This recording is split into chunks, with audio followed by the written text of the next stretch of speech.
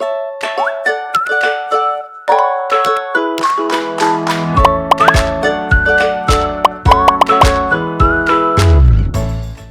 안녕하세요. 절세로 미래를 바꾸는 김연애 기사입니다.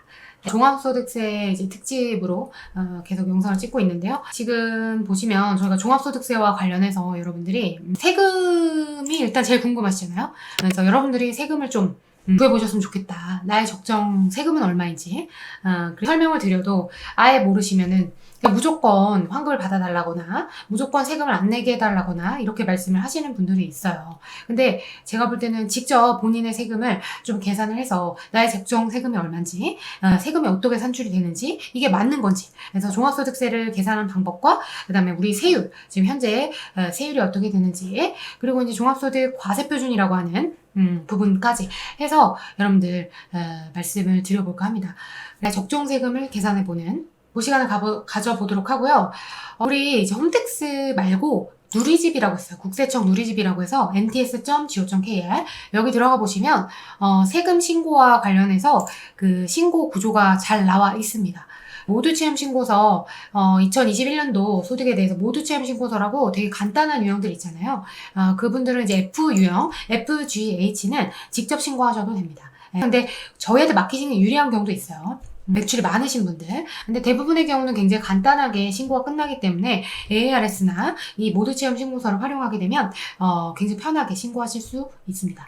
그래서 자꾸 이렇게 저의 설 자리가 없어지네요. 먹고 살기 힘들어요, 진짜.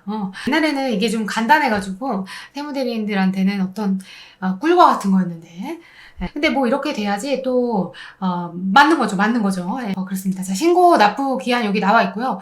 뭔가 바뀌었어요. 법정 신고 기한이랑 이런 게 나와 있고, 일단 세액 계산 흐름도를 보면서 말씀을 드려볼게요.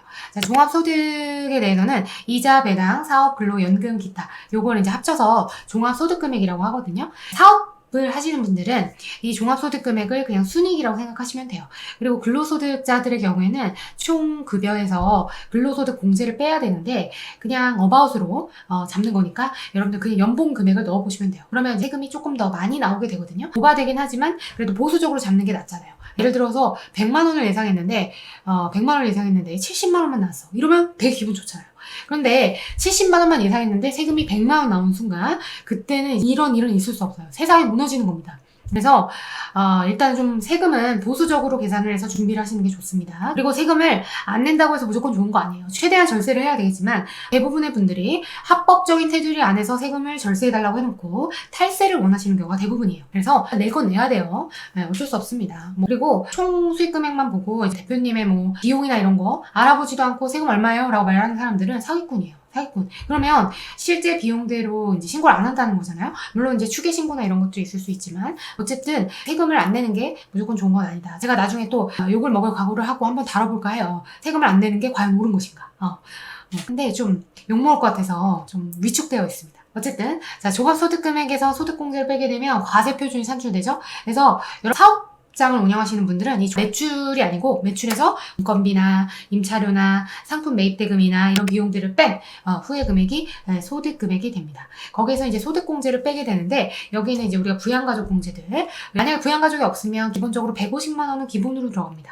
만약에 부양가족이 있으면 추가가 되는 거죠. 그래서 제 생각에는 일단 사업소득자분들은 이 종합소득금액을 순이익으로 결정을 하시고, 그 다음에 소득공제의 경우에는 기본공제 150만 원. 150만 원으로 하시면 되겠다. 프리랜서 분들은요, 이 종합소득 금액을 본인이 받은 매출에 매달 받으시는 금액 있잖아요. 그 금액으로 그냥 대략적으로 넣으시면 돼요. 물론 세금은 더 줄어들긴 하겠지만 이렇게 잡으시면 세금을 좀 대비하실 수 있으니까. 그래서 소득공제는 150만 원 넣으시면 되고요. 기본공제만. 그래서 이제 과세표준을 결정하게 되는데 여기에다가 이제 6에서 42%. 제 세금은 얼마 나와요? 이렇게 말하는 건 너의 매출을 알아야 돼요. 너의 순이익을 알아야 돼요. 이렇게 말씀을 드리는 게 본인의 어떤 인적 사항에 따라서 달라지게 되거든요. 항상 문의하시는 게 쟤랑 나랑 매출이 똑같은데 세금이 왜 이렇게 우리 많이 나왔어요? 왜 나만 이렇게 많이 내요? 이렇게 말씀하시거든요.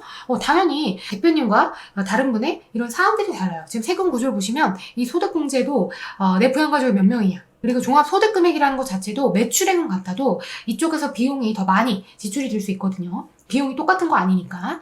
그래서 남는 게 얼마인지는 절대 안 알려줘요. 항상 쟤랑 나랑 매출액이 똑같은데 왜 내가 세금이 더 많이 나왔냐? 라고 하면 제가 종합소득세 신고서 가져오세요. 라고 하게 되면 이러이러 한목 때문에 그렇습니다. 라는 거를 설명드리곤 하거든요. 자, 그래서 이제 세율을 곱해야 되는데 세율은 여기 있죠. 세율은 6%에서 42% 여기 나와 있는데 이거보다 더 높은 게 있어요. 10억을 초과하게 되면 45% 구간이 있는데 5억을 초과하는 순간 여러분들이 하시면 안 돼요. 저희한테 의뢰하셔야 됩니다. 지금 이 과세 표준이요. 아까 전에 순이익에서 뭘 뺀 거예요? 기본공제를 뺀 거거든요. 이 순이익만 5억이 넘는 사람들이에요. 5억을 초과한다는 건 1년에 남는 게 5억을 초과한다는 거예요. 그런 분들은 저희 쓰셔야죠. 왜 그러세요?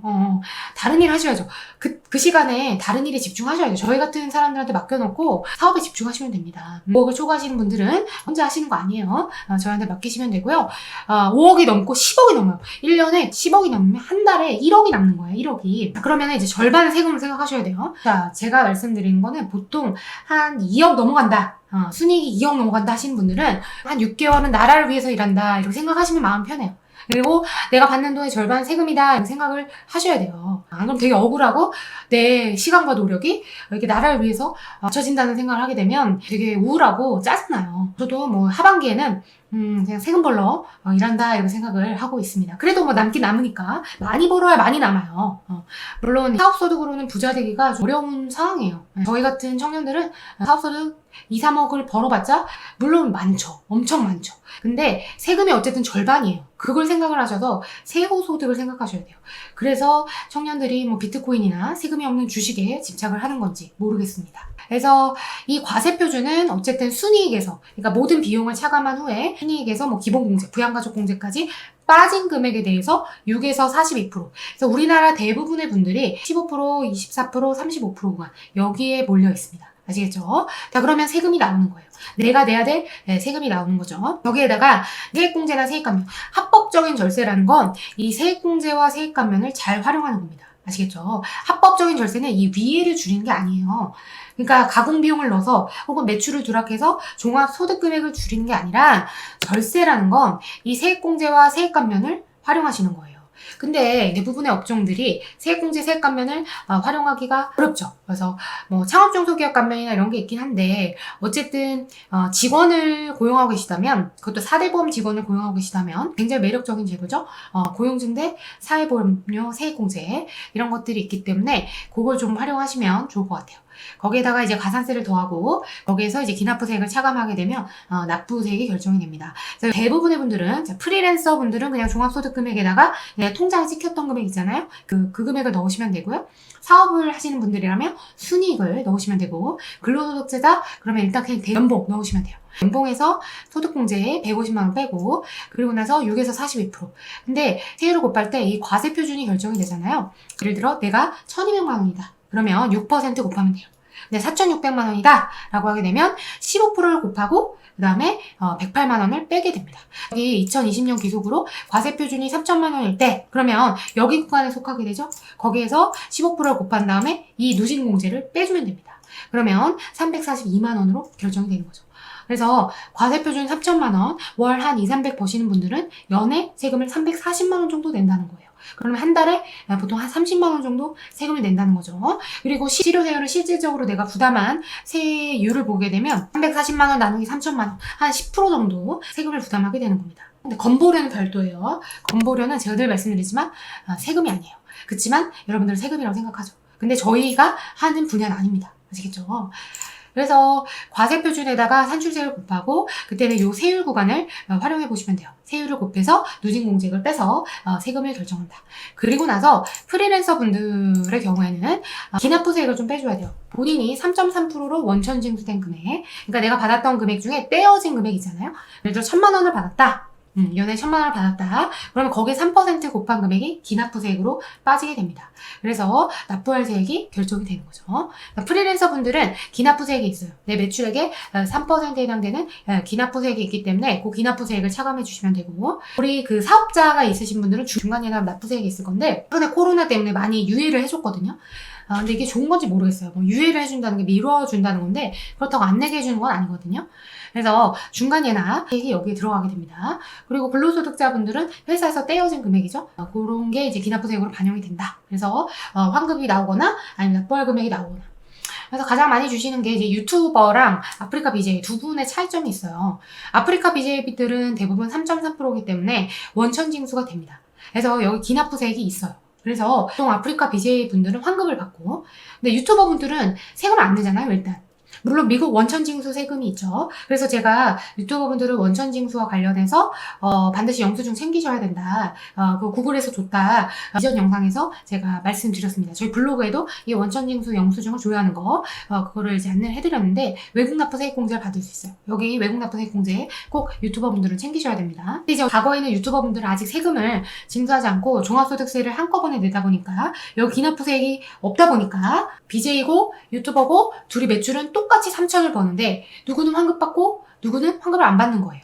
그러니까 아프리카 BJ분들은 세금을 냈다가 돌려받는 거고, 그 다음에 유튜버분들은 그냥 세금을 안 내고 있다가 한꺼번에 내는 건데, 종합소득세를 받아들이는 자세는 누가 줬느냐? 돈을 냈다가 환급받는 사람이에요. 결국 이 결정세액이 우리 세금이거든요. 물론 산출세액에서 세액공제 뺀 금액, 그 금액이 우리가 실질적으로 부담하는 세금이에요. 유튜버분들이랑 그 다음에 아프리카 BJ가 똑같다라고 하더라도 이 기납부세액이 있느냐 없느냐에 따라서 환급이 되느냐 납부해야 되느냐 이게 달라지게 되거든요. 그 순간 친구랑 비교를 하면서 저희한테 막 분노를 합니다. 근데 유튜버분들은 일단 국내에 납부한 세금 자체가 없어요. 물론 해외에 납부한 세금이 있어서 올해는 원천징수된 부분에 대해서 기납부세액으로 빠질 거예요. 그런 것 때문에 좀 차이가 있다. 그래서 여러분들이 이걸 아셔야 그 종합소득세가 어떻게 계산이 되는지 알고 계셔야 저희가 아무리 말씀드려도 그 부분을 좀 답답해 하실 거니까. 세금이라는 건 과세 표준에 부과가 되는 거고요. 여러분들이 직접 계산 한번 해보시는 게 좋을 것 같아요.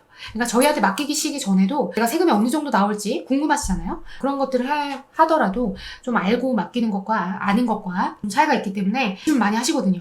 이게 진정한 세금이냐. 그리고 이제 프리랜서 분들 같은 경우에는 무조건 환급을 받는다고 생각을 하시는데 꼭 그런 건 아니에요. 꼭 환급받는다고 좋은 것도 아니거든요. 물론 이제 내가 힘들게 번 돈이지만 무조건 환급받는다고 그게 좋은 건 아니라서 어쨌든 여러분들이 종합소득세가 어떻게 계산이 되는지 그 부분들을 조금 공부해보시면 그래도 좀 납득이 가지 않을까. 우리나라 세금은 이런 구조로 되어 있고 그리고 나는 이래서 이 정도의 금액이 부과되었구나. 그래서 더 열심히 벌어야 되겠구나. 세금을 이렇게나 떼가니 열심히 벌어야 되겠구나. 그리고 여기에 부가 없는 거가 바로 건보료예요. 건강보험료는 과세표준의 한 7% 정도 생각하시면 돼요. 아까 종합소득 과세표준에 우리가 세율을 곱해서 누진공제액을 차감해서 계산을 했는데 건강보험료는 별도예요. 그리고 사실 여기에 10%가 더 붙어요. 지방소득세. 그리고 이제 건강보험료는 11월에 따로 부과됩니다. 과세표준의 7% 정도 잡으셔야 돼요. 그러니까 건보료가 또 올라간다고 하네요. 금액을 올리고 있어요. 그런 부분들을 참고하셔서 계산 한번 해보시고 종합소득세를 또 무사히 잘 마무리하셨으면 좋겠습니다. 납부도 잘 하시고 세금도 대비하시고요. 그래서 이번 시간 여기까지 하고 다음 시간에 또 다른 영상으로 여러분들 찾아뵙도록 하겠습니다. 감사합니다.